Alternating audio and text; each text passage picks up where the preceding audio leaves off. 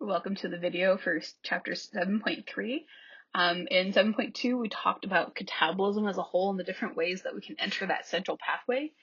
Well, in 7.3, we're going to talk specifically about glucose catabolism, so how we break glucose down. So we're going to talk about the glycolysis pathway, we're going to talk about fermentation, and the TCA cycle, or the Krebs cycle. But before we start into the material, let's do a review question.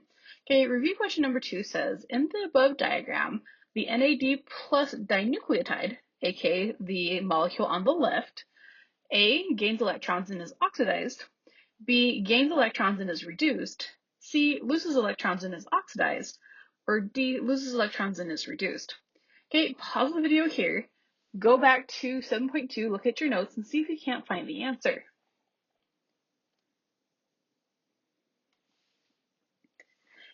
Okay, so the answer to this question is B. NAD plus can gain electrons and is reduced. Now, if you remember back from 7.2, one of the things we talked about is the fact that NAD plus is in its oxidized state, right? NAD is its neutral form, nothing's happened, we haven't gained or lost electrons. Okay, so when NAD loses electrons, it becomes oxidized, and that's what's going to give us this NAD plus molecule. Okay, so when it is oxidized, it can gain electrons, which means it can be reduced. This is why the answer is B. Now, if we look at these answers, we can easily tell two aren't right from the get-go. If we remember Leo goes grr or oil rig, whatever mnemonic you choose, okay, oxidation is the loss of electrons and reduction is the gain of electrons. Okay, so here we look at A, it says gain of electrons is oxidized. We automatically know that's not correct. Okay, and D says the loss of electrons is reduced. Okay, we already know that this is not correct. Okay, so we can automatically eliminate A and D just knowing our mnemonic. Okay, which means that B and C are the only answers possible. So we have to choose between these two. Now, if the question had said, what does NADH do? Okay, then the answer for this would be C. Okay, so it's already in its reduced form, so it could lose electrons and be oxidized. Okay, so these are going to flip-flop electrons back and forth. Now, this is a question I would make sure you know for the exam. This question's on there. You have to be able to answer this one. Okay, so let's talk about the section objectives for chapter 7.3. You need to be able to describe how sugar is catabolized to pyruvate via glycolysis. And you need to be able to explain how these catabolic reactions generate both NADH and ATP. You need to be able to explain how pyruvate is further catabolized by fermentation or by the TCA cycle when oxygen is available. Explain how a clinical laboratory uses bacterial catabolic reactions in tests to identify a pathogen. Oh, excuse me. Okay, so before we get into this section, let's throw it back. Let's talk about things that you guys learned back in biology, whether you took biology 201, biology 100, or just the regular high school biology. Okay, so we talked a lot about how cellular respiration happens in eukaryotic cells, and we're going to touch back on this in a couple of sections. Okay, but just a reminder, when we talk about this, we have two places where cellular respiration can happen. It can happen in the cytoplasm or it can happen in the mitochondria. So the different steps happen in different places. Okay, so the metabolic pathways that are involved in cellular respiration in eukaryotic cells is glycolysis, just like prokaryotic cells, just like bacteria. Okay, we can, after glycolysis, go into fermentation like we talked about in 7.2. Hey, we did that lovely lab in Biology 201. I think the regular biology class does it too, where you have the clothespin and you have to open and close it. So what we do is use all the oxygen in your muscles and we cause them to go into fermentation, which is what's going to build lactic acid and what's going to start to make your hands hurt. Okay, so we can go to fermentation, or the other pathway eukaryotic cells can take is to the Krebs cycle. Now, if there's oxygen involved, we're going to skip that fermentation pathway and we're going to go into the bridge reaction, which is going to move everything for cellular respiration from the cytoplasm into the mitochondria. Okay, and then once it goes through the Krebs cycle, it can go into oxidative phosphorylation, aka the electron transport chain in the mitochondria. Now, prokaryotic or bacteria cellular respiration happens in a completely different way, and we're going to talk about that over the next few sections. Okay, so this is a overview. This is kind of a summary of what we're going to talk about. So we're going to go through this really quickly, but we'll revisit it as we go through different steps. Okay, so in bacteria and prokaryotic cells, we have this first step. Okay, and the important thing to remember in bacteria is all of this, glycolysis, the TCA cycle, the conversion of pyruvate to acetyl-CoA, all happens in the cytoplasm. Okay, and then the oxidative phosphorylation step is still there, that electron transport chain is still there, but it happens in the actual membrane of the bacterial cell, because they don't have the mitochondria. Okay, so glycolysis is going to happen in the cytoplasm. We're going to take a 6-carbon sugar with glucose, and we're going to convert it to 2 3-carbon molecules called pyruvate. Okay, we're going to make a net of 2 ATP in this step.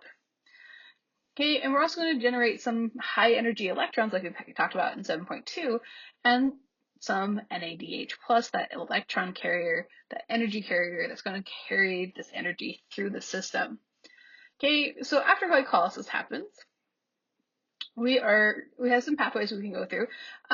Just like with eukaryotic cells, we can go into fermentation, okay, where we don't make any energy, heads up, but we regenerate our electron carrier, specifically we regenerate NAD+. So that's one way that we can go after glycolysis. The other way is we can take our pyruvate molecules that we made in glycolysis and we can convert them to the 2-carbon acetyl-CoA molecule. Okay, so this is going to generate some more electrons, some more electron carriers, and this is the first part where we're going to start to see some production of carbon dioxide that we see in the cellular respiration step. Okay, so then we can continue going. The next step is the TCA cycle. This is where we're going to completely harvest all the energy that we can. We're going to completely catabolize glucose in this step. Okay, so the pyruvates are going to come in. We're going to break them down, and we're going to make a lot of electron carriers, and we're going to make a lot of electrons that can go to the next step in the process. Okay, so the TCA cycle is also going to produce ATP. We're going to fully catabolize glucose, so we're going to make our remaining carbon dioxide that comes out in our cellular respiration reaction. Okay, so up until this point, not a lot of energy has been made. We've made some, but not a lot. What we have mostly made is these high energy electrons that we've added to the electron carriers, and we've generated these H+ ions. Now, the electron carriers, and the H+ molecules aren't going to go back into the cycle once they're made. What they're going to do is they're going to travel to the membrane where the electron transport system or the electron transport chain is, and they are going to come to the electron transport chain. We're going to remove the electrons from the carriers, which are going to power this whole system, and then we're going to start to pump the H+ out of the cell. So then it can be used as a concentration gradient. So we can have a high concentration gradient outside the cell, which means that the H+ is going to want to come back in by diffusion. So, and when it does that, it's going to hopefully come through this ATP synthase, which is going to cause it to rotate, and then it's going to make a bunch of ATP here. So for aerobic respiration, so when we have oxygen, this oxidative phosphorylation step is our most efficient step to make ATP. Okay, we make the most here. Okay, so that's kind of a brief overview. We're going to come back to this picture quite a bit throughout the next few lectures, kind of stop in and see where we're at. Okay, this is going to be our little roadmap for most of the rest of the chapter. Okay, so let's talk about glycolysis. So glycolysis is so common, we see it in a majority of all living things. Okay, so glycolysis is one of those pieces of evidence that we have because so many different organisms use glycolysis to make energy. It is what we call evidence for the fact that we all evolved from the same single-celled organism back in the day. Okay, so glycolysis is this first step of glucose metabolism, and its whole job is to use the enzymes in it to split, so to crack glucose in half to make two 3-carbon molecules. Okay, these are what we're going to call pyruvate. Okay, so glycolysis always happens in the cytoplasm where the glucose is in abundance. Okay, so this is in both prokaryotic and eukaryotic cells. Okay, one of the important things, and why we see it in so many organisms, oxygen is not required for this step of respiration. So all organisms, whether they be aerobic or anaerobic, can do this step. Now, there is quite a few steps and quite a few reactions that make up glycolysis. In fact, there's 10 reactions and 10 different enzymes that go through this pathway. We're going to just summarize glycolysis into 2 steps for microbiology. The first is stage 1, where we're going to consume energy. Stage 2 is when we're going to release, aka make energy, which we're going to transfer to 4 ATP molecules and to 2 NADH molecules to carry through to the electron transport chain.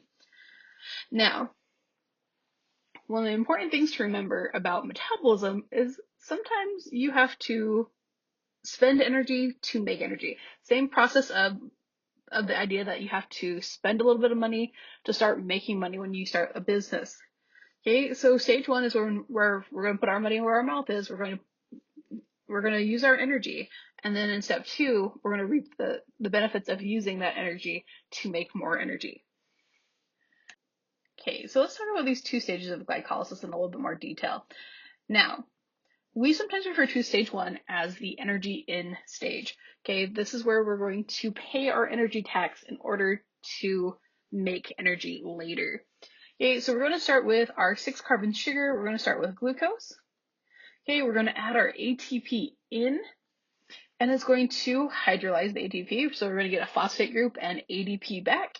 So this is actually really important because that phosphate group from ATP is then going to be added to our 6-carbon glucose. And this is important because this is going to change the shape of glucose, so glucose can't exit the cell, whether it be a prokaryotic cell or a eukaryotic cell. Okay, it also makes the glucose molecule unstable and highly reactive, so we can start to break it down to get these 2 3-carbon sugars. Okay, and that's exactly what happens. We go through this series of reactions with all these enzymes, and we're going to come back with 2 3-carbon sugars. Okay, so to this point, we've invested energy. We haven't made any yet. Okay, that is in the next stage that happens. Okay, so stage 2 is a lot of times called the energy out stage. Okay, so we're going to make ATP, so we're going to make energy. We're going to make NADH, yay, electron carrier, more energy. And we're going to make our final product of the glycolysis pathway. We're going to make pyruvate. Okay, so at this step, this is where stage 1 ends. So we're going to start into stage 2. So we're going to react each 3-carbon sugar with a phosphate group. Now it's important to note that this phosphate is not from ATP. It's from somewhere else. I can't remember where it's from, but it does come from somewhere. So we're going to add phosphate to these 3-carbon sugars. Okay, and when that happens, these sugars are going to become reactive, and we're going to be able to pull those 2 high energy electrons and 2 hydrogen atoms from these molecules. Okay, those 2 electrons and those 2 hydrogens are then going to be attached or added to NAD+. So NAD+ is going to be reduced, right? We're going to gain electrons. Okay, and then we're going to get NADH plus H+. Now, once this happens, this is not going to be part of the glycolysis pathway anymore. It's going to go on to the next step. Now, what that next step is, it depends on the microbe itself. Okay, so for each 3-carbon, we're going to make 1 NADH plus H. Okay, and we are going to make 2 H plus ions that go along with those 2 NADHs. Okay, we are then going to make ATP from ADP and an inorganic phosphate. Okay, so we're going to make 2 ATPs for each 3-carbon sugar. And then a series of reactions are going to take that 3-carbon sugar and make it into pyruvate, which is also 3 carbons, by the way. Okay, so we have made our investment in stage 1 and it's reaping benefits, right? We made 4 ATP. Okay, so once pyruvate is made, glycolysis is done. Okay, so we invested 2 ATP, we put in glucose, and our output, so what we make is we made a total of 4 ATP in the second stage. We made 2 pyruvates and 2 NADH plus H plus molecules. Okay, now when we talk about how much energy we made in glycolysis as a whole, we have to cancel this out, right? Because we had 2 ATP on this side, we have 4 ATP on this side. So we're going to have what is called a net of 2 ATP made by the end of glycolysis. Because we invested 2, we're going to take 2 of these and it's going to cancel out, which leaves 2 net ATP. Okay, so we have our 2 electron carriers with our hydrogens, and we have our 2 pyruvates. Now, where we go after glycolysis depends on the microbe, depends on whether there's oxygen or not. Is it aerobic? Is it anaerobic? What pathway are we going to go to here? Okay, so after glycolysis, we have 2 options of what we can do with pyruvate. So we have 2 pathways we can go into. We can either go into the fermentation pathway, or we can go into the respiration pathway. Okay, so what pathway you go into depends on your microbe, depends on your cell, and depends on your conditions. Okay, so fermentation, we can kind of think of it like a glitch in the system, which means that the process kind of short circuits. And because it short circuits, it's not very efficient. We're going to talk more about this in more detail on the next slide. And the other option we have for pyruvate is it can go into the respiration pathway. Okay, with the respiration pathway, we can keep extracting energy from glucose and make more and more ATP. So let's talk about fermentation. Okay, what happens here? Now, one of the things to remember about fermentation, we make very little energy. In fact, we say that we have no ATP made at the end of this. So what little energy is made in the system is actually used to transport the molecules made out. Okay, so it all cancels out, which means we have zero ATP made in fermentation. Okay, so let's look at our little slide here.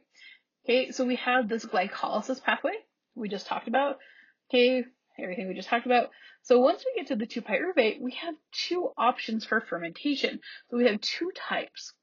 Okay, so we're going to make carbon dioxide if we go through what is called the alcohol fermentation pathway. This is going to leave us with ethanol. So this is the alcohol that makes up things like whiskey, beer, most hard liquors. Okay, and the second pathway is one we are all familiar with if you did the clothespin pathway. So we're going to go through lactic acid fermentation, where the final product is lactate, which is then converted to lactic acid, and this is what makes your muscles sore. Okay, because we make very little energy in fermentation, what's the whole point of fermentation? So if we look here in glycolysis, we take our oxidized NAD+, we reduce it to get NADH. Now, what's really important about fermentation, and this is its job, this is the whole reason for fermentation. We're going to take this NADH, remove the electrons, okay, so we're going to oxidize it and regenerate the NAD+ that can then go back into the glycolysis pathway. This is the whole reason for fermentation, is to regenerate the NAD+. Okay, so NADH in this reaction in fermentation is going to take those electrons, they're going to put them back on pyruvate, which is then going to help us form the different products at the end of both pathways. So either the organic acids or the alcohols. Okay, fermentation is used by a lot of microbes, especially anaerobes, because no oxygen is required. We don't have to use oxygen in this step. Okay, important things to note. We regenerate NAD+, we do not make energy. Okay, no ATP is made.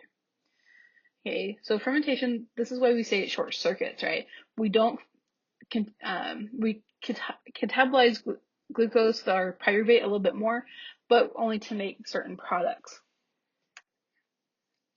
Okay, so one of the things that I wish we had more time to talk about when we go through high school biology, whether it's 100, 201, or the high school class, is the fact that fermentation can make a bunch of different products based on the microbes involved in these fermentation pathways. Okay, so different microbes are going to yield different products. Okay, so we talk mostly about two pathways, the lactic acid and the alcohol fermentation pathway. So we're going to start with pyruvate, aka pyruvic acid. Okay, so we're going through ethanol, alcohol fermentation, so the making of ethanol. We're going to come through here, this pathway. We're going to make CO2. This is why beer is fizzy. We're going to make acetaldehyde. Okay, so look here, it's CH3CHO. We're then going to take our NADH and then we're going to remove the electrons from it and add it to this acetaldehyde along with the two hydrogens. And this is how we get ethanol, which is the CH3CH2OH. Okay, so ethanol, ethyl alcohol is what makes alcoholic beverages alcoholic. The thing to remember here, these pathways only make so much of these products. So when we use fermentation, so we're using Saccharomyces cerevisiae, which is the yeast that we put in bread. It also makes ethanol depending on the conditions. Okay, so we can only make so much ethanol from this pathway. A lot of alcoholic beverages are going to have a certain proof, so a certain alcohol content. Those alcohol contents, those proofs are what we get directly from the fermentation process. These alcoholic beverages will go through a distillation process to increase the alcohol content of them before they are sold in stores. Okay, we've talked about lactic acid. So this is what we do when we run out of oxygen in our muscles and they start to hurt and strain. It's this pathway. But the lactic acid pathway is also used with certain microbes, so like Lactococcus lactis. This is going to be used in things like yogurt and cheese and butter. So all these delicious things that we like to eat. There's actually a specific microbe that is going to make what is called a propionic, which is going to be a different alcohol that is going to give Swiss cheese its distinct flavor. Okay, but same pathway.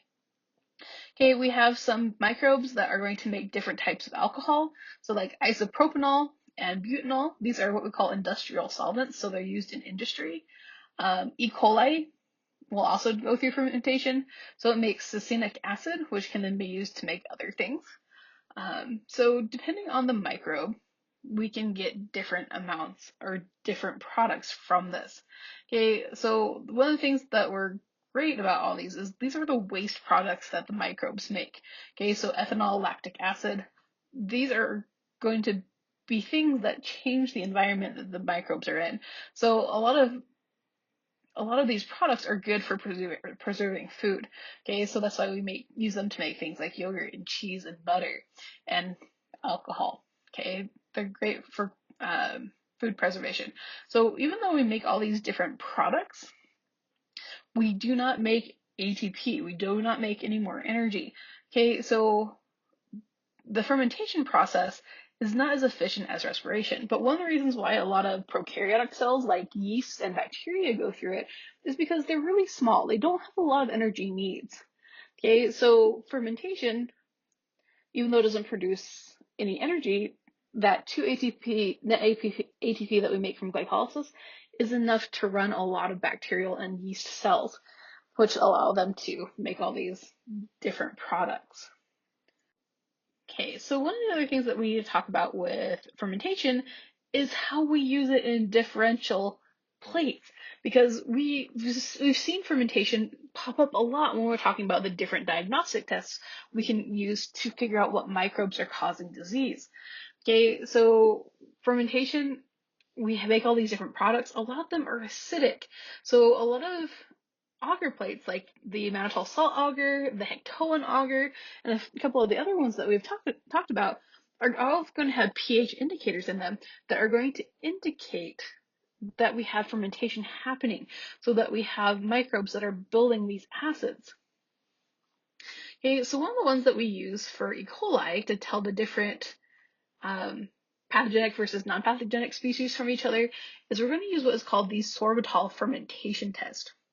Okay, so non-pathogenic E. coli, so they are going to be able to ferment sorbitol, and when we put them on the sorbitol plate, those that ferment sorbitol are going to cause a color change. So we're going to get these red or dark pink magenta colonies.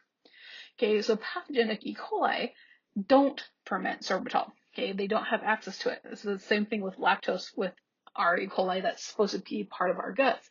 It can't ferment sorbitol. So what it's going to do is it's not going to cause a color change. So we're going to get white colonies or clear colonies that are going to be the same color as the plate. Okay, so the sorbitol test is used a lot to tell the different types of E. coli from each other, and it's a really simple test to run. I would know the sorbitol test. It's a good one. It's definitely a good one. Okay, so we're going to stop with fermentation there. Fermentation is going to pop up a few times as we go throughout the course because they are such a huge part of our differential plates and some of our diagnostics. But the important thing about fermentation to remember is we don't need oxygen to use it, and little to no energy is made. So most of what we're looking for at the end of fermentation is to regenerate that NAD plus molecule that can go back to glycolysis and be reduced again. Okay, so in respiration, this is the more efficient step. We're going to continue breaking down pyruvate from the glucose to get as much energy as possible from it. Okay, so one of the things that happen in respiration is we're going to remove electrons from pyruvate, and we're going to reduce more NAD plus electron carriers to NADHs. Okay, where these NADHs are then going to carry those high energy electrons and those hydrogen atoms to the membrane, where it can drop them, where it can come into contact with redox enzymes that are going to remove the hydrogen and the electrons from that NADH molecule. Okay, so when the hydrogen atoms are removed from NADH, we're going to split them into protons and electrons. The H plus ion, the proton, is going to be shipped out into the outside of the cell, and it's going to generate that H plus concentration gradient, so what we call the proton motive force, and that's going to be used for ATP production. Okay, so the thing about respiration to remember is a lot of times we talk about it in terms of aerobic respiration, because that's what our cells do, but we can also have anaerobic respiration. So the difference between the two is what the final electron acceptor is going to be. So in aerobic, it's an oxygen, and in anaerobics, it's going to be whatever one that microbe has access to. So things like sulfur and iron, uranium, and a few instances. Okay, so what we need to do is we need to talk about respiration. Okay, so we're back to our overview. Okay, so we have talked about glycolysis. Okay, we've talked about fermentation, which happens over here. Okay, so we're starting into the pathway here. So we need to talk about how we convert pyruvate to acetyl-CoA, and then we have to talk about the TCA cycle. So when we finish talking about the TCA cycle, we're going to be done for this lecture, and then the last part of this respiration pathway we're going to talk about in the next, I believe it's the next lecture after this one. Okay, so what's important is we're making these electron carriers, we're generating H plus that can be shipped out of the cell when it gets to the electron transport chain, and to make that proton motive force, which then can power our ATP synthase. Okay, so this whole process depends on us extracting as much energy as possible from that initial glucose molecule. Okay, so let's talk about the next step. Okay, so we're going to take our pyruvate. Okay, we're going to cleave or cut a carbon off of it. Okay, we're going to make CO2. We're going to make another electron carrier at this point. Okay, a enzyme called coenzyme A is going to come in and bind to the two carbons left from pyruvate, and this is going to make what we call acetyl-CoA. So at this part, we can have the catabolize lipids, amino acids come. Petroleum catabolism also enters at this stage. Okay, so we have this acetyl-CoA that's going to then enter what we call the Krebs cycle, or the TCA cycle, or the citric acid cycle, or the tricarboxylic acid cycle. All of these names mean the same thing. Okay, so it's called the TCA cycle because we make three carboxylic acids. It's called the citric acid cycle because we make citrate right here soon after we initiate it. It's called Krebs after the guy that discovered the cycle. Okay, one thing I would recommend is knowing what the different names for this cycle are. Be able to tell me this on the exam. So an example question would be, what is another name for the Krebs cycle? Okay, you have three different names that you can use here. So you can use the TCA, the tricarboxylic acid cycle, or citric acid cycle for that question. Okay, so the whole point of the Krebs cycle is to take our pyruvate and finish harvesting electrons and energy from it to go to the next step of the respiration chain. Okay, so all the carbons are going to be broken down and they're going to be made into CO2. Okay, we're going to make a small amount of ATP. We're going to make 2 ATPs to be exact, one for each turn of the cycle. We have 2 cycles for the Krebs cycle. Okay, we're going to make a bunch of NADHs and 1 FADH2. So FADH2 is the reduced form of another electron carrier, so we've added electrons to it. So FADH2 is not as efficient as NADH, so we don't make as much. We would rather use our NADH molecule to transfer energy and electrons to the next step. So we made 2 CO2s in the previous steps. For each pyruvate, so each turn, we're going to make 2 more for a total of 4. So this completely uses up all of our glucose. Okay, so each arrow is a different set of reactions. We have a ton of enzymes that help out with the Krebs cycle. The Krebs cycle just happens continuously and never turns off, which is kind of cool. If you take a biochemistry class or you take like a microbial physiology class, one of the things you're going to have to do is you're going to have to memorize everything in this cycle. So all the different enzymes, all the different products, their chemical formulas, their structures. We don't need to do that. We just need to know what comes out of the TCA cycle. Okay, so our electron carriers, ATP and CO2. Okay, Krebs is going to completely finish the catabolism of glucose. We're going to harvest that sucker for everything it has. Okay, so I've talked about this. The Krebs cycle is a lot of times referred to as an aerobic pathway because it participates in aerobic respiration. So it's going to take all of these electron carriers, and those electron carriers are then going to donate or give away their electrons to that final electron acceptor, which is going to be oxygen. But remember, this is microbes. We have anaerobic pathways as well. So it's only an aerobic pathway if oxygen is present.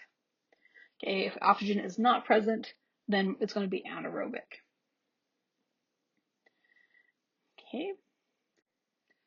Okay, so an important thing to remember is by the time we get done with the TCA cycle, we might be done with glucose, but this whole pathway is not done yet. We have a next step after the TCA cycle. So glycolysis and TCA aren't the end. Now, jointly between all of this, we've made very little ATP so far. We've made 2 in glycolysis and we've made 2 in the Krebs cycle. Okay, so we've made a total of 4 so far. But what we've made a lot of are these energy carriers, these electron carriers. Okay, so we've made quite a bit of NADH and we've made a little bit of FADH2. So what's important at the end of these 2 cycles, these 2 pathways, is we have these electron carriers that can go to the third and final step of these pathways. And those energy carriers can have the high energy electrons removed from them. And those high energy electrons with those hydrogen ions, which can then make the proton motive force, are going to be used to make a lot of ATP. Okay, so The next step is where we make a majority of the energy our cells and bacterial cells need to function. Okay, so just to wrap everything up, let's talk about what we have made so far with glucose to this point. Okay, so we have made 6 CO2 molecules. We have completely broken glucose down as much as we can. We have made 4 total ATP that can be used for energy.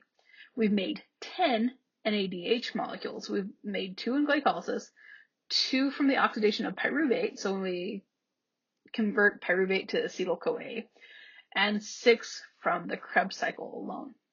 Okay, and we've made 2 FADH2. Okay, so glucose is completely oxidized, it's completely catabolized. We've removed as many electrons as we can at the end of the Krebs cycle. Now, with 7.3, you have a homework assignment. I want you to do some reading in the textbook. Now, you're going to read the case history 7.1. This is all about meningitis, and some of the ways we can identify meningitis. So that's going to be on page 197 and 199. So make sure to read it through to the end. And then there's a second article in the textbook. It's on page 198, and it's going to talk about how we use bacteria to take care of oil spills. Okay, so these are your homework assignments. Make sure to get them done. Okay, so chapter 7.3, we've talked about how we catabolize glucose. We've talked about the different pathways that it can go to through the TCA cycle. We've talked about fermentation and how it's used to regenerate NAD+ and not really make energy. We've talked about the different products we can get from fermentation. We've talked about some of the application of fermentation when it comes to differential plates. So that is it for 7.3. We'll see you in the video for 7.4.